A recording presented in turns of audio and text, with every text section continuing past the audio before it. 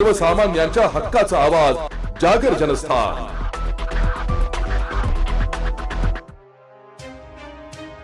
धुळे शहरातील नगावपारी येथील अष्टभुज ओटा परिसरात आयोजित 3 दिवसीय कीर्तन आणि विठ्ठल रुक्मिणी व संत सावता महाराज मूर्ती प्राण प्रतिष्ठा सोहळ्यात काही समाजकंटकांनी विघ्न आणल्याचा धक्कादायक प्रकार समोर आला।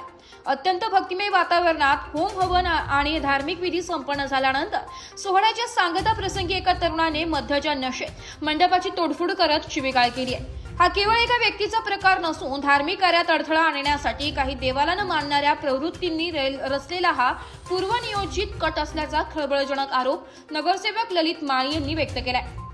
या प्रकरणाचे गांभीर्य ओळखून नगरसेवक ललित माळी यांनी पोलीस अधीक्षकांकडे सखोल चौकशीची मागणी केली आहे। संबंधित संशयित आरोपी उज्ज्वल खिवसरा यांच्यासह या कटात पडद्यामागून सहभागी असलेल्या सर्व समाजकंटकांचे कॉल डिटेल्स तपासावेत अशी विनंती त्यांनी प्रशासनाला केली आहे। भाविकांच्या धार्मिक भावना दुखविणाऱ्या आणि श्रद्धेला तडा देणाऱ्या अशा प्रवृत्तींविरुद्ध कडक कायदेशीर कारवाई करून त्यांना कठोर शिक्षा द्यावी अशी आग्रही मागणी नगावपारी परिसरातील नागरिकांच्या वतीने करण्यात आली आहे। काल नगावबारी अष्टभुनी ओटा या ठिकाणी 3 दिवसीय कीर्तन व प्राणप्रतिष्ठा सोहळ्याचा कार्यक्रम या ठिकाणी झाला। हा कार्यक्रम सुरुवातीपासूनच या ठिकाणी काही समाजकंटकांना या कार्यक्रमाचा खरं तर कार्यक्रम होऊ नये असा त्यांचा कट होता। देवाला न मानणाऱ्या काही लोकांनी या ठिकाणी अडचण आणण्यासाठी 3 दिवसापासून खूप प्रयत्न केला।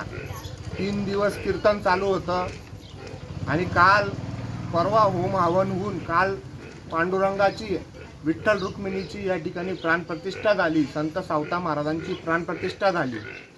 शेवटी काल रात्री दारू पिऊन उज्ज्वल खिवसरा नावाच्या मुलाने या ठिकाणी मंडपाची नासधूत केली, शिवीगाळ केली आणि या प्रकार या ठिकाणी घडला।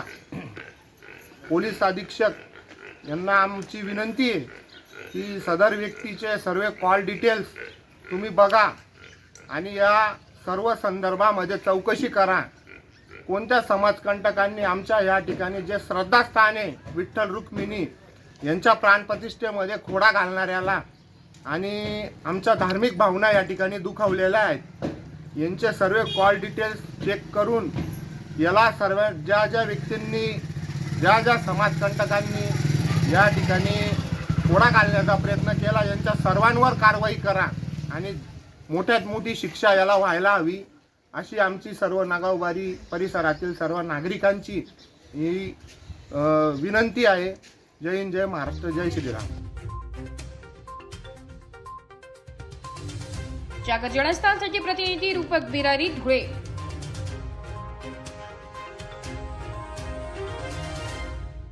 एक बात कह दूं, ये वीडियो हर किसी के लिए नहीं है। अगर आप सोचते हैं कि आप YouTube देखकर ट्रेडिंग सीख जाएंगे तो ऑनेस्टली ये वीडियो आपके लिए नहीं है। ट्रेडिंग सिर्फ एक बाय सेल का गेम नहीं है।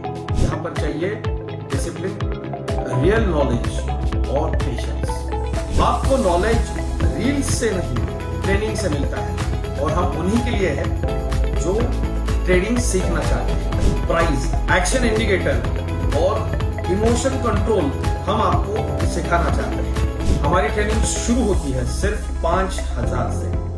ऑफलाइन और ऑनलाइन दोनों ऑप्शंस में आप ट्रेडिंग सीख सकते हैं।